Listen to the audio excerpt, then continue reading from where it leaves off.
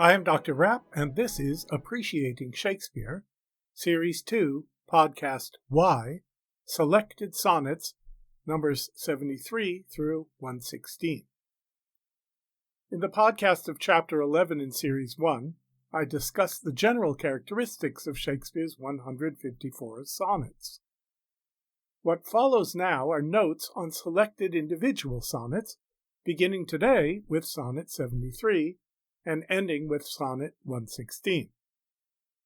I will read each selected sonnet, then discuss some of its particulars, and then read it again. In Sonnets 71 through 74, the speaker depicts his own coming death and its effects on his beloved friend. Sonnet 73 is rightly considered one of Shakespeare's greatest. Anyone who has been aware of the approaching death of a loved one, even of a pet, knows the intensification of love that the impending loss of the beloved evokes. In Sonnet 73, the speaker calls upon that phenomenon to strengthen the beloved's love for him. That time of year thou mayest in me behold, when yellow leaves, or none, or few, do hang upon those boughs which shake against the cold, bare ruined choirs, where late the sweet birds sang. In me thou seest the twilight of such day as after sunset fadeth in the west, which by and by black night doth take away, death's second self, that seals up all in rest. In me thou seest the glowing of such fire, that on the ashes of his youth doth lie, as the deathbed whereon it must expire, consumed with that which it was nourished by. This thou perceiv'st, which makes thy love more strong, to love that well which thou must leave ere long. The sonnet's 3 quatrains give 3 images of the nearing of death in the speaker. The first is the image of the declining year. The beloved may see in the speaker the season of fall. Line 2, when yellow leaves or none or few do hang, gives us a non-chronological series of images of the leaves on a tree. Yellow to none to few. To understand why the series is non-chronological, let's do a little thought experiment. First, close your eyes. Now, picture in your mind a large tree in full green leaf. Now picture in your mind that same tree when all the leaves have turned yellow. Now picture that same tree with all the leaves fallen to the ground. And now picture that same tree with all the leaves fallen to the ground except 2 or 3 of them. Which of these 4 images in the mind is the most poignant? Why? The answer explains Shakespeare's order of images. The saddest and most poignant image is that of the tree still holding those few yellow leaves that we know must inevitably fall, and soon. That is the feeling the beloved is to have about the speaker's nearness to death. The boughs, almost barren of leaves, are then imagined as the bare ruined choirs from which, because it is fall, the singing birds have departed for the south. Imagine choir stalls in a ruined church from which the human singers have departed. There were many such ruins in England following the suppression and expropriation of the monasteries by Henry VIII. As singers have departed from ruined churches, as the birds and the leaves have departed from the trees, so youth has departed from the speaker. The second quatrain presents the image of the ending of a day and its turning into night, also to be seen in the speaker. The remarkable use of consonants in line 8, death's second self that seals up all in rest, gives us a sound to correspond with the image, a multiple repetition of the letter S ending in the T of the word rest. The sound of S may be drawn out as long as one has breath.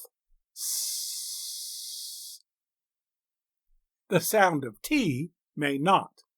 It puts an abrupt stop to all the S's, as night silences the sounds of daytime and death the final breath of a life. This sound carries over into the image in the next quatrain. The third quatrain produces an image, again to be seen in the speaker, of a dying fire. The fire is not blazing or flaming, but glowing, line 9, lying on the deathbed of ashes, line 11. Line 12, consumed with that which it was nourished by, inverts chronological order again, beginning with consumed and ending with nourished. The fire is about to be consumed, that is, put out, by the ashes which were once the wood that fueled the fire. What feeds the fire, wood, the fire converts to what will smother it in the end, namely ashes, the ashes of his youth, line 10, just as the passage of time eventually turns youth to age and then to death.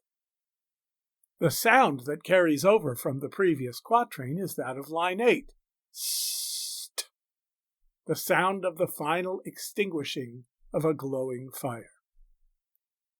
The three quatrains and their three images are linked by the shortening of time. The first quatrain evokes the fall season of the year, ending in winter, the second quatrain a day, ending in night, and the third quatrain the few hours that a fire burns until it dies. Time is shortening through the poem as the speaker's time in life is running out. An additional link is that, as in the first quatrain the weather turns cold, in the second the sun sets, and in the third the fire built for heat is dying. The wood of the boughs in the first quatrain, once night comes in the second, is burned in the fire of the third. The couplet makes the volta or turning point, changing the sadness of approaching death to a kind of strength.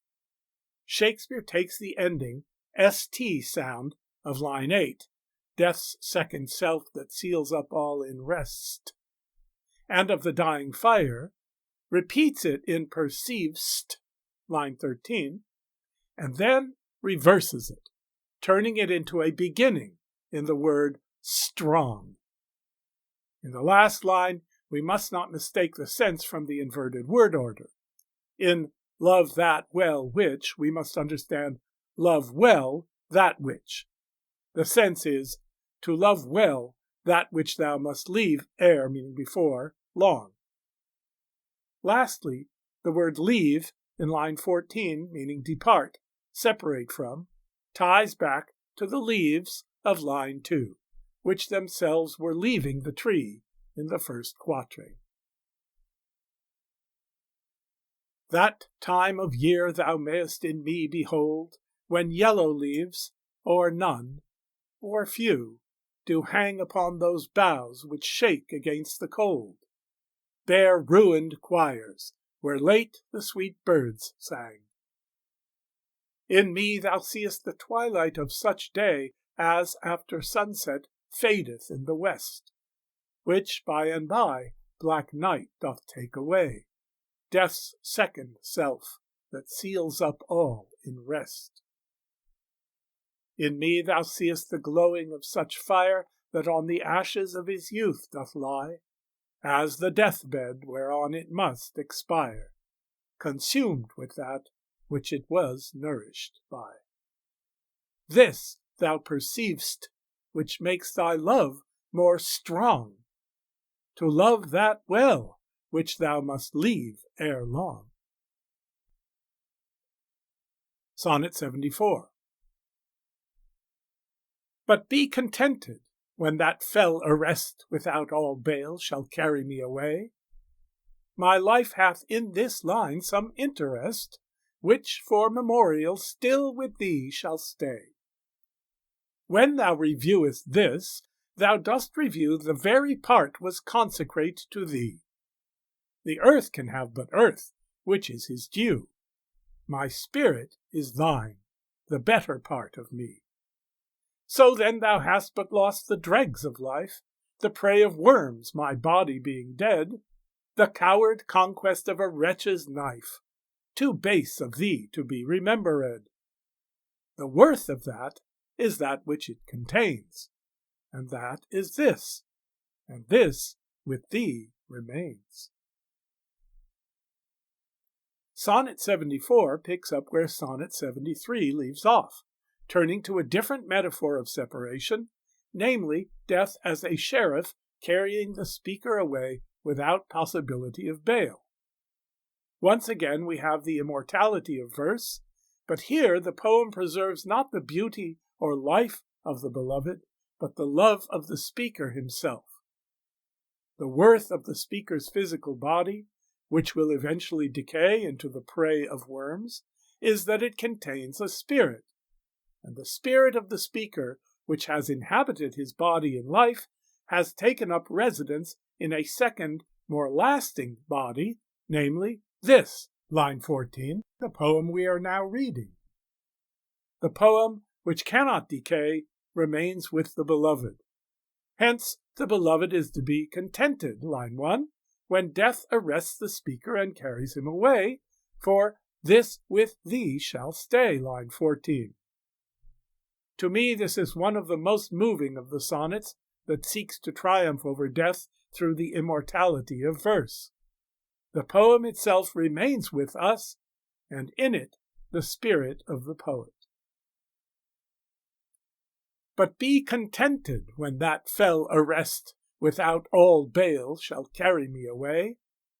My life hath in this line some interest, which for memorial still with thee shall stay.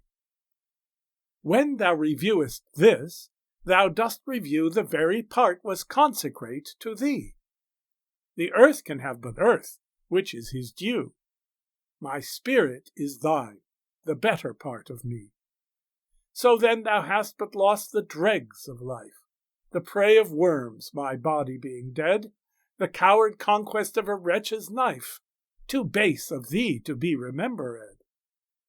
The worth of that is that which it contains, and that is this, and this with thee remains.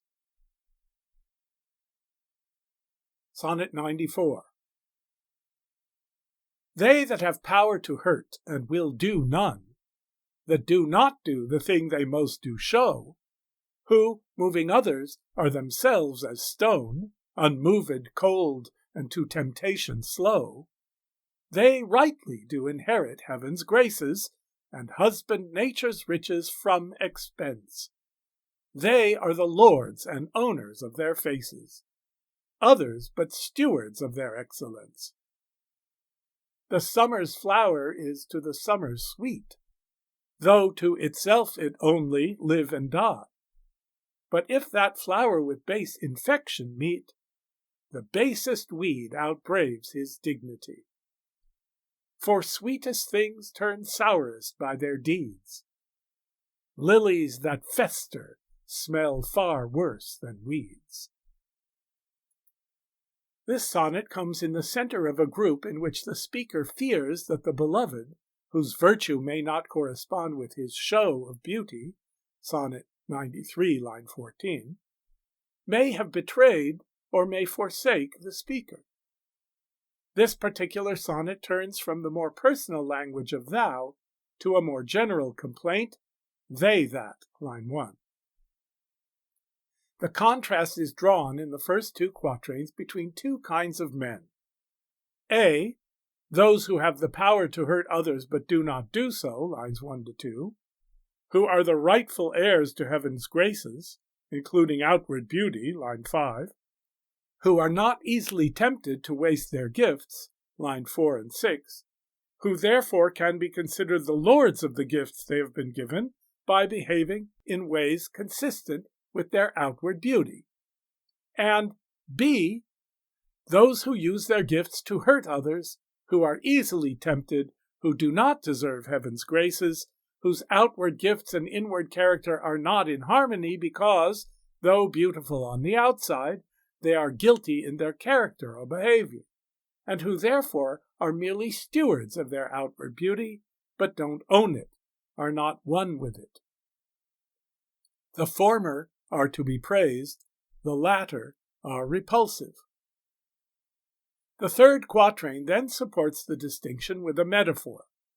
The summer's flower, even though it lives and dies only to or for itself, that is, unseen by anyone, nevertheless, by virtue of the sweet odor it exudes, contributes sweetness to the summer generally. In line 10, though to itself it only live and die, the word only modifies itself rather than live and die, the sense being, though it live and die only in and for itself, such transposition of adverbs being common in Shakespeare. But if the flower is infected from within, it comes to smell worse than weeds. Lines 1 and 13 are both proverbial. To be able to do harm and not to do it is noble, from the Latin posse et noli nobile, and the corruption of the best is worst, from the Latin optimi corruptio pessima. But the poet's expression of the idea in the 2 lines of the couplet raises the proverbial to the sublime. Here, lines 13 to 14, for sweetest things turn sourest by their deeds, lilies that fester smell far worse than weeds. Shakespeare is at his marvelous best at uniting the sounds of words and their senses into an experience of meaning in form. The alliteration, assonance, and consonance of these lines and their use of antithesis and rhythm were discussed in Session 3 of Chapter 4 in Series 1. To these, we may add that the first line of the couplet, for sweetest things turn sourest by their deeds, gives a general rule, and the second, lilies that fester smell far worse than weeds, a specific instance, leaving us the impression of a particularly illustrated universal. Here is a précis of some of the mechanics. I'm going to emphasize absurdly so you can hear the sounds I'm trying to point out. Alliteration. On F, for, fester, far. On S, sweetest, sourest, smell. On TH, things, there, than. On W, worse, weeds. Assonance. On the long E, sweet, deeds, weeds. On the short E, sweetest, sourest, there, fester, smell. On the short I, things, lil. On the schwa sound combined with the R, sour, worse. Consonants. On R, for, turn, sour, there, fester, far, worse. On W, sweet, worse, weeds. On the combination ST, sweetest, sourest, fester. Antithesis. Sweetest, sourest, things, deeds. Lilies, weeds. Lilies, fester. Sweet, fester. Sweet, smell worse. Rhythm. Line 13 is in regular iambic meter.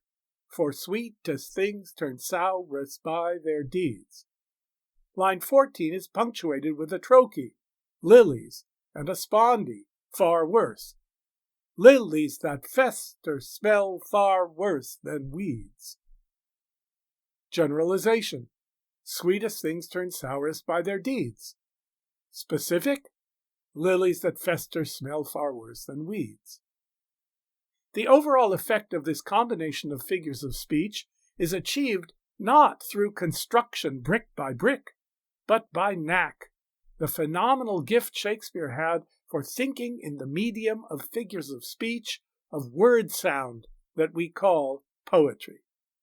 In this case, the effect is to build disgust through the 3 est words, sweetest to sourest to fester, the last of which takes a very heavy stress, being preceded by 2 unstressed syllables, the effect of starting the line with a trochee, lilies that fest. The spondee, far worse, builds upon the stress on smell to strike home the point with three stresses together, whereupon the stress lets up on the I am than weeds, which is thereby felt to be less disgusting, embodying in the sounds the idea that even weeds are less offensive than festering lilies.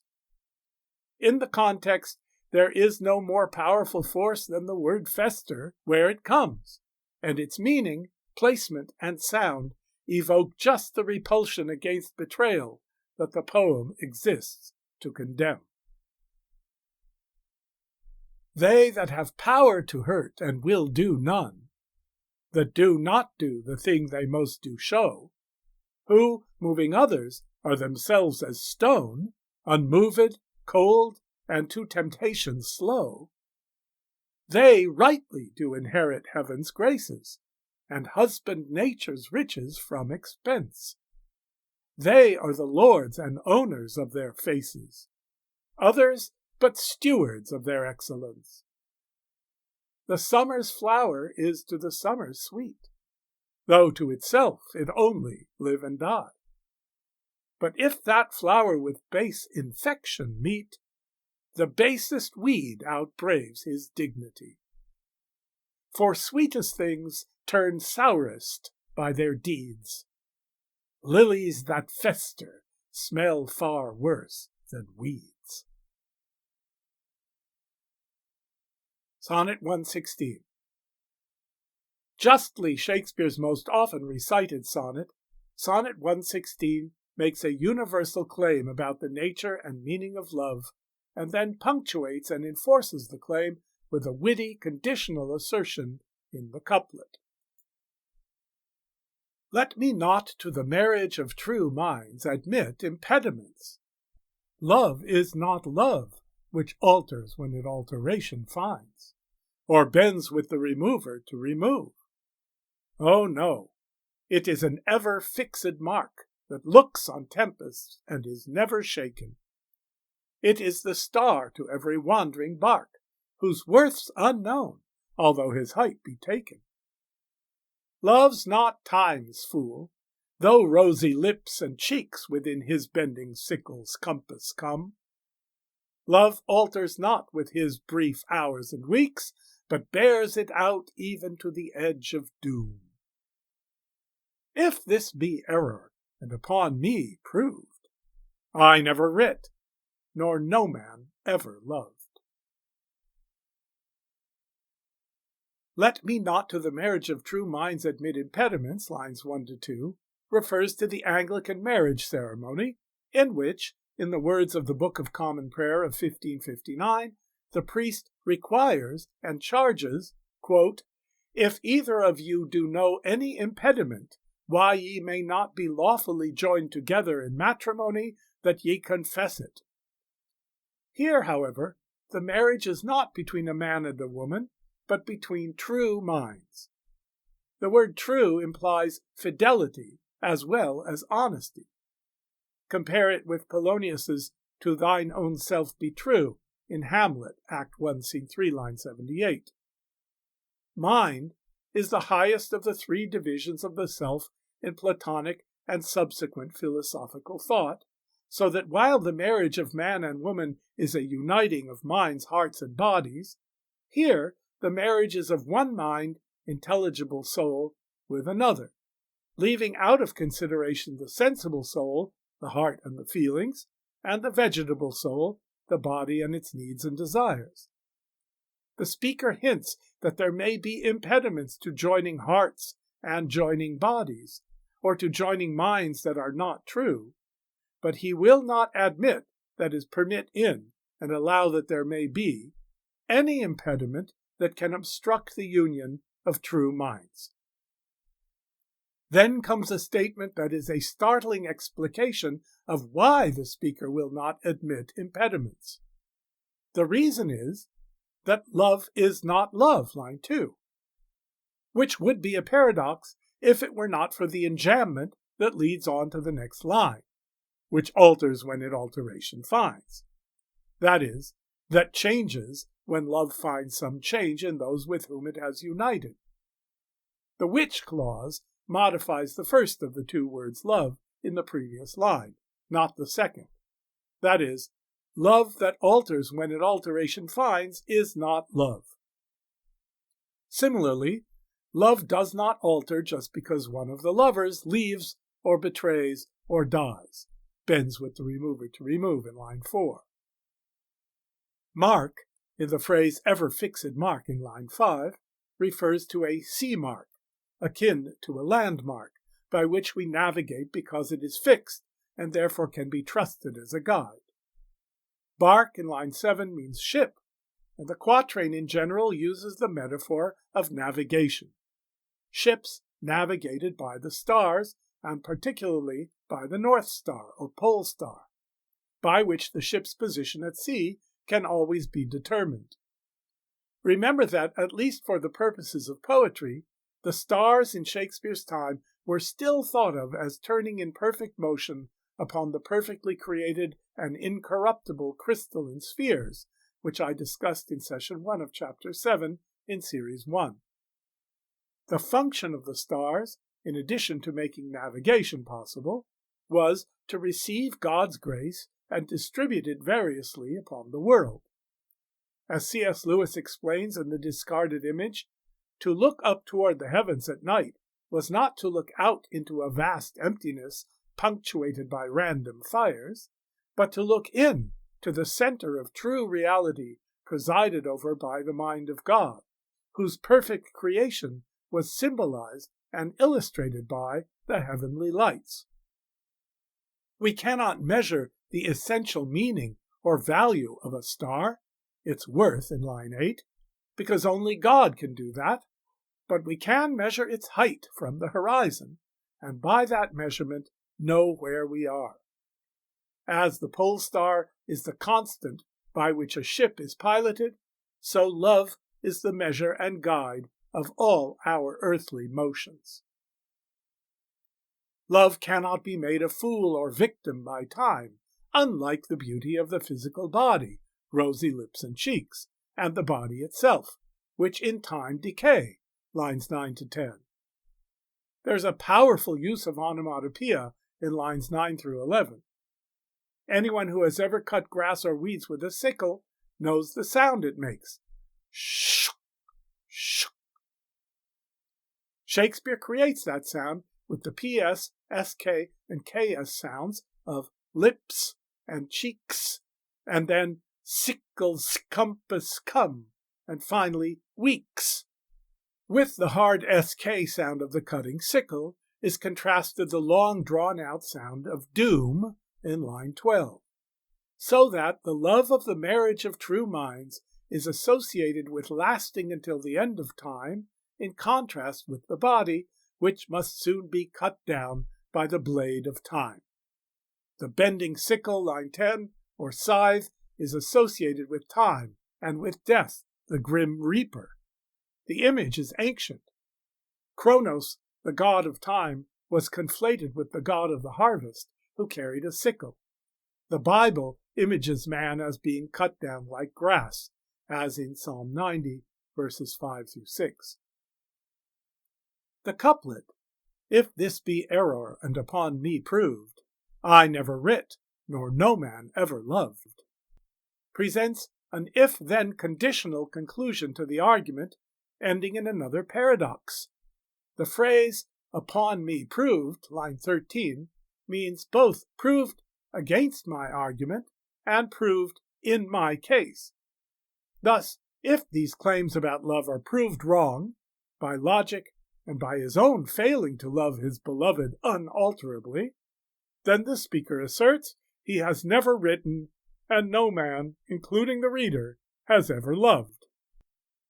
Well, we have just read the words the speaker has written, and no one reading the poem will admit to never having loved. Hence, the logic of the couplet demands that the reader confirm the truth of the first 12 lines of the poem. If we admit that we have just read a poem, we have, and that we have loved truly, we believe we have, then love must be the unalterable guiding eternal reality that the poet claims it is. By virtue of the logic of the couplet, we ourselves witness that the poem's claims about true love are true. Let me not to the marriage of true minds admit impediments. Love is not love, which alters when it alteration finds, or bends with the remover to remove. Oh no, it is an ever-fixed mark that looks on tempests and is never shaken. It is the star to every wandering bark, whose worth's unknown, although his height be taken. Love's not Time's fool, though rosy lips and cheeks within his bending sickle's compass come. Love alters not with his brief hours and weeks, but bears it out even to the edge of doom. If this be error, and upon me proved, I never writ, nor no man ever loved. I am Dr. Rapp, and this is Appreciating Shakespeare.